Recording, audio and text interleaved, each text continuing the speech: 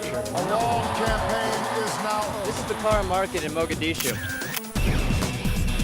NATO's military success against many Western nations. This is on assignment. Hey everybody, we are back with another edition of On Assignment, your backstage pass to VOA reporting around the world. I'm Alex Villarreal and Ron Siddiqui is off today. Well, it's been 25 years since the fall of the Berlin Wall. We talked to the VOA reporter who was in Germany for the anniversary.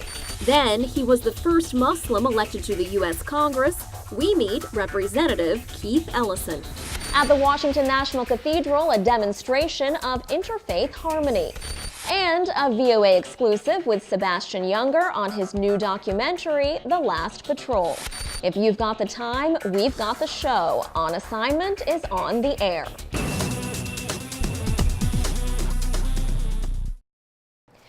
When the Berlin Wall fell on November 9, 1989, the world suddenly opened up to people living under communism in East Germany. Now, despite its troubled past, there is a growing nostalgia for the East Germany of the Cold War. This phenomenon is known as nostalgia. But as VOA's Henry Ridgewell tells On Assignment's Rebecca Ward, many older Germans have no fond memories of the Berlin Wall and what it represents. In 1961, August 13th, 1961 is the day that the wall went up, virtually overnight. Dividing the city, dividing families, people even crossing the wall using buildings to jump out, go in one entrance and jump out the other side into West Germany. That's what it was like initially. Burkhard Weigel, he's now 76, and he told me that it became his lifelong work really to try and give people their freedom. And he thought initially the best way to smuggle people through was via tunnels. I asked every escapee if they were scared, and not a single one said they were frightened during the escape. They think this has to work and I will behave correctly. Weigel was an expert passport forger. And this was a refugee. He modified a Cadillac to hide a person inside the dashboard. Hundreds escaped to the west thanks to his ingenuity. And then he tells the story of the day that he found out that the wall had fallen, and he came in and looked at the television screen and said he just burst into tears. You know, it's so interesting as you're telling this story, and I'm thinking about people who, you have a word in here, nostalgia. We would say nostalgia. Nostalgie, yes, that's right. Nostalgie, Ost in German means east, so it's nostalgia really for East Germany. Particularly among the icons and the old sort of items that you used to be able to buy in the East. The Trabants, those old plastic cars that were made in East Germany, the old sweets, the washing powders, the childhood things that everyone might be sort of nostalgic for. Among those who lived in East Germany, there is a theory that some of them are nostalgic for perhaps a more straightforward, more predictable way of life, where you've sort of got a guaranteed job from the state. You know what your expenses are, you know what your job is going to earn, you know what you're going to do for your holidays. And when the wall came down, many East Germans felt that suddenly they were exposed to what they were told was a very sort of voracious capitalist system that could sort of eat them up and spit them out the other side. And of course, like any type of nostalgia, there's an element of looking through rose-tinted glasses, and nobody really in Germany wants to go back to that system. But it's an interesting aspect as people look back 25 years on after the wall has fallen. The surviving infrastructure of the old regime provides a strong antidote to nostalgia. This was known as the Palace of Tears. A checkpoint at Friedrichstrasse station, the wall divided families and friends overnight. The Berlin Wall Memorial is a powerful testimony to the conditions in the East that drove so many to try to escape. There was no political sort of freedom of speech, no freedom of travel, and no freedom of for the press. For younger generations in unified Germany, nostalgia is confined to museums and history books. For many of those who grew up in the East, childhood nostalgia is mixed with painful memories. I wanted to ask you, Henry, about your experience growing up in Europe. How did you experience seeing it from just a European view? I was only 10 years old when the wall came down, so just in my history lessons at school, and I do remember the history teacher coming in and telling us this was the most important day of our lives so far in world history. You'll remember this for the rest of your lives. Since then, it has become clear that this was a momentous day for Europe, of course, not just for Germany. To have a divided Europe, to have that Iron Curtain, as it was famously called, that divided Europe in half, really felt as if there was a potential war on your doorstep. And since the wall has come down, it's been discovered that there were Soviet nuclear missile bases just north of Berlin, so really a few hundred kilometers from the capitals of Western Europe, London, Paris, and so on. So the world really was geared up physically to an East-West confrontation in those days. And I think really that's what scares a lot of people about the current geopolitics of the tensions between East and West, because they know, we know what can happen. And so when we talk about currently about President Putin and the tensions between he and Western leaders, there is a history of that, and that's why it is really quite so frightening. All right, and we of course want to thank Henry Ridgwell in London for that inside look at this piece of history. Henry will be with us again next week talking about the economic effects of Germany's reunification. And now we are taking a break, but when we come back, an Islamic service in one of America's biggest, best-known cathedrals. You are watching On Assignment.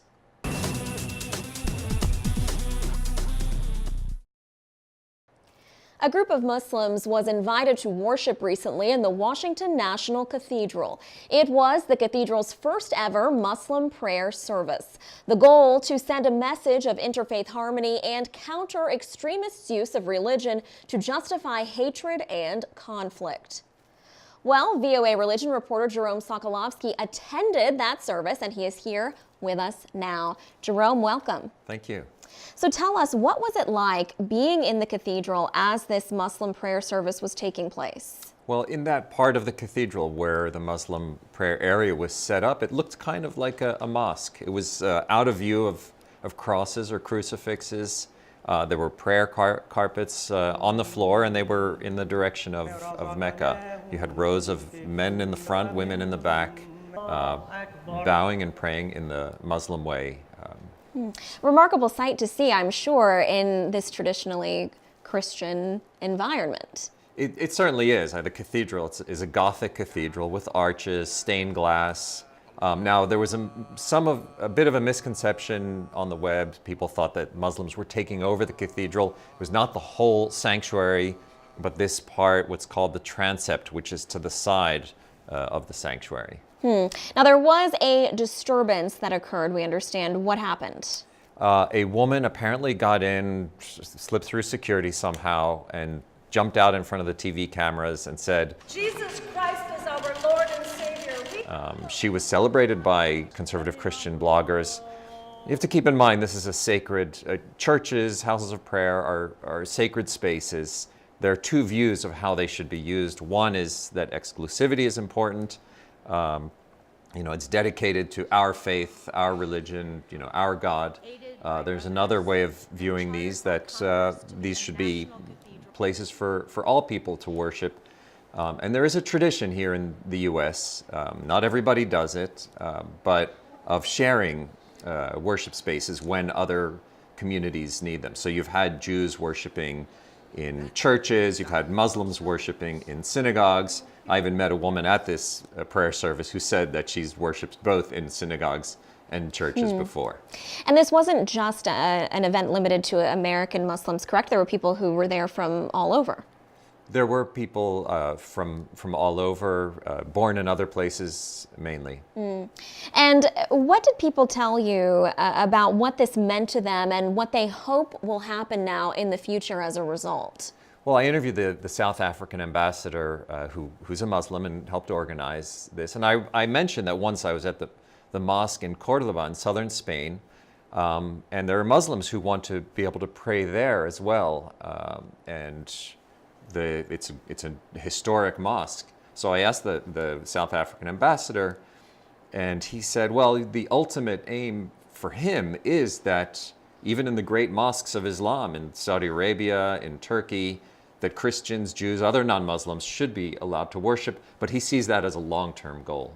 All right, Jerome, very interesting coverage. Thank you so much for bringing this to us. Again, Jerome is our religion reporter. You're watching On Assignment.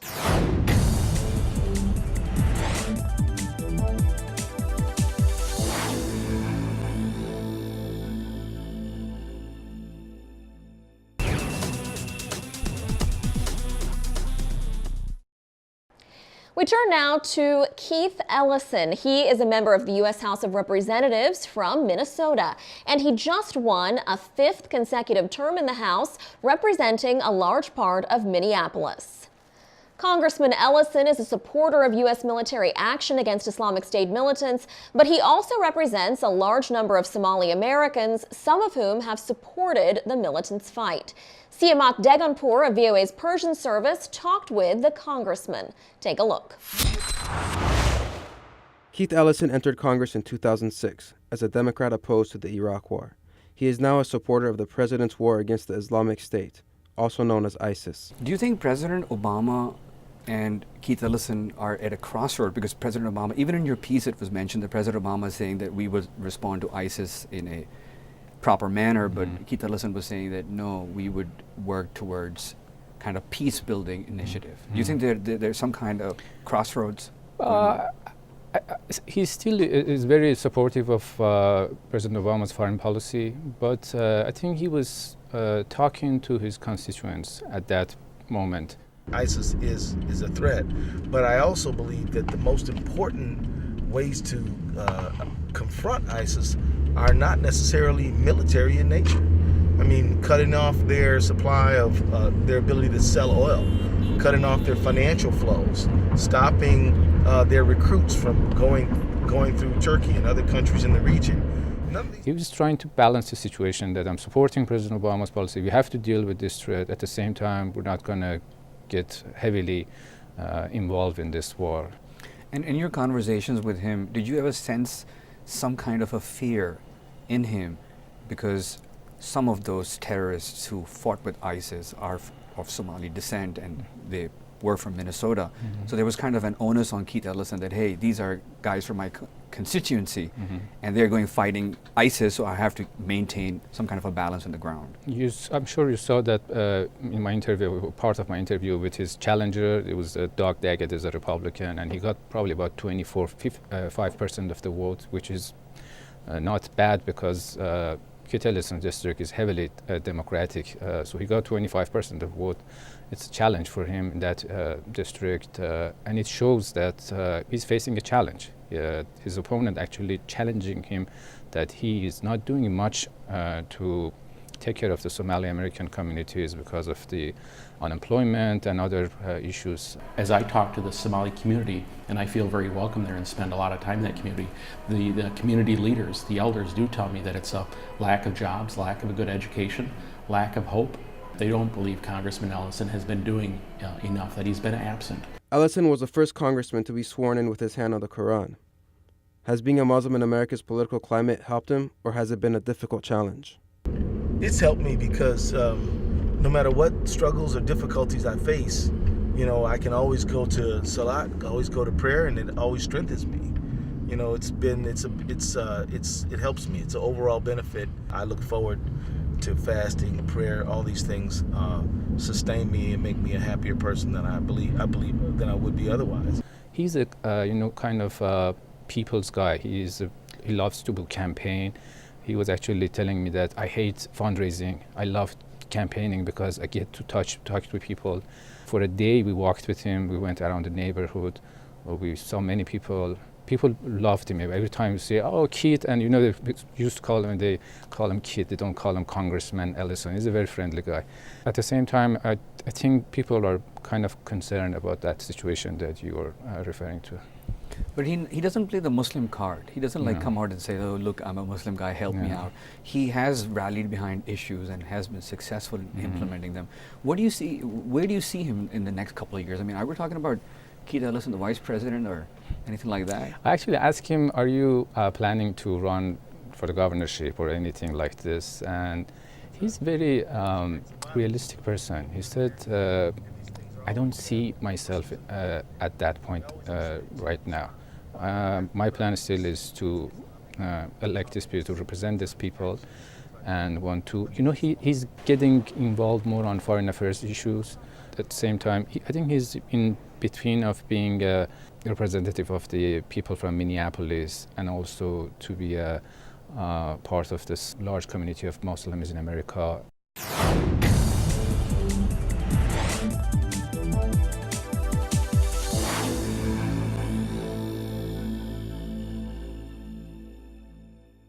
A 640-kilometer walk from Washington to Pittsburgh. That's the setting of Sebastian Junger's new documentary, The Last Patrol, a soul-searching journey with two veterans of the Afghan War. Junger has extensively documented the fighting in Afghanistan, and in this film, he explores how difficult it is for those who have experienced the war to return to normal life. On Assignment's Philip Alexio got a chance to chat with VOA's Penelope Pulu, who interviewed Junger about his latest work. I start out the film by having one of the soldiers, Pemble, say, I would go back there tomorrow if I could. Now, he lost his friends there. He almost got killed there. He was on a hilltop without anything for a year and a quarter, and he misses it. Sebastian Junger is trying to make the point that for a soldier, it is much more purposeful to fight in a line of fire next to his brother in arms than returning into a society where he has nothing to do. Now, they took a route from Washington to Pittsburgh. What was it about this? Why did they choose this trek? For many reasons. The first reason is the territory where they were walking along the railroad tracks is Amtrak territory. It belongs to Amtrak. It was completely illegal for them. Illegal? Illegal for them to walk there.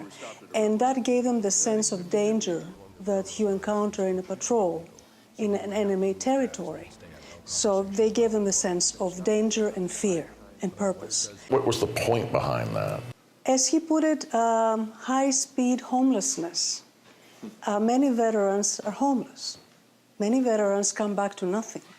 And to them, it was the sense of that exact homelessness and lack of belonging in a civilian society, and at the same time, the sense of danger where we have your buddies back. They're coming home to our society where they're going to have to try to find a place, and we have to help them do that, and I think it's very important right now to understand their experience. Korengal is about the experience of war, but it also looks ahead to the task of coming home. And if you don't understand what soldiers miss about combat, you're not going to provide a place for them back home where they feel comfortable. So the documentary asks some questions, and what is it asking, and does it answer any questions? It answers questions by asking them, if you will. By going around and saying, what is the state of America today, and getting all kinds of answers, he gives a sense about what is this country these people come back to. I feel like this society invented loneliness. You know, I mean, in traditional societies, people sleep tend to a hut or whatever. You're never outside of contact with other people. And a platoon in combat recreates our evolutionary past very, very precisely. Actually, 30, 40 people in a dangerous environment, sleeping in close proximity, you're never alone. There's an amazing security in that, emotional security, that I think we're hardwired for. This is a society that reveres its veterans, but on the other hand, it is a society that does not provide a strong structure for them to make another life, a new life, to build something. And it is this purposelessness that he highlights. Did you get a chance to get to know Sebastian at all, or was it too brief to really get a feel for him? No, I can say at this point I've interviewed Sebastian a few times, and I can say that to a certain degree I know him. He feels lost a little bit. He doesn't know what the next step is supposed to be. He has decided he doesn't want to go back and make these films, primarily not because he's afraid. As he put it, you need to start thinking of others. What have you gotten out of of covering these movies that he has made? You've talked to him several times, and now this one. Do you get anything out of it? It is an amazing feeling when you interview somebody who has become the host of so many experiences, and he can relate them to you. And he relates them to you not only by sitting down and talking to you, but his body language, the film he creates. When you immerse yourself into it and you see every nuance, then you get to sense a little bit of what it is like. And that's not a small thing. When somebody sits in front of you and says, yes, I decided to do a trek of 400 miles and I did it and we filmed it and we're going to show it to the world. And you see the final product and it leaves something in you, you know? Researchers at the University of Washington are trying to come up with different types of proteins that may help cripple the Ebola virus and stop the deadly disease. But the work is not happening in a lab, it's taking place online, in a computer game that challenges users to find a kink in the protein armor of the Ebola virus. As our Rebecca Ward explains, anyone can log on to the game and put their analytical skills to work.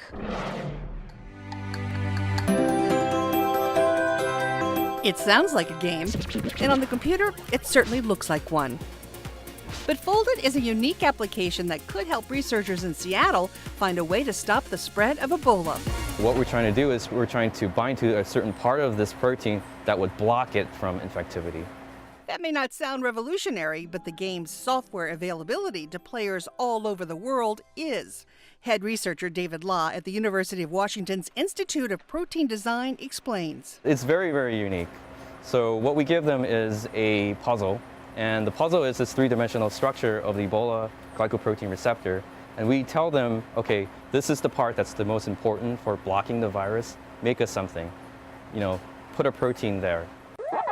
Anonymous players can log into the game from anywhere. Brian Kepnick is one of the developers of Foldit, and he says the gamers that help solve protein puzzles don't necessarily have any formal training in the field. You don't have to know what you're doing in order to really contribute to science. This game simplifies most of the protein structure down to a few simple rules that translate really well into a game. That game has a worthy goal, discovering the keys to stopping a deadly disease or condition, as the game is also used in Alzheimer's research. Foldit is 6 years old and demonstrates something surprising about people, according to Brian Kepnick.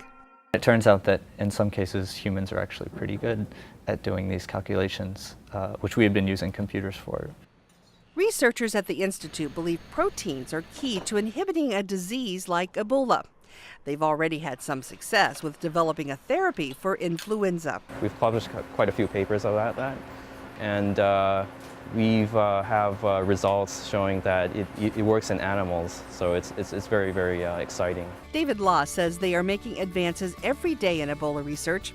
The difficulty, he says, is that there are many different strains of Ebola, and they are hoping to find a therapeutic that would work for all of them.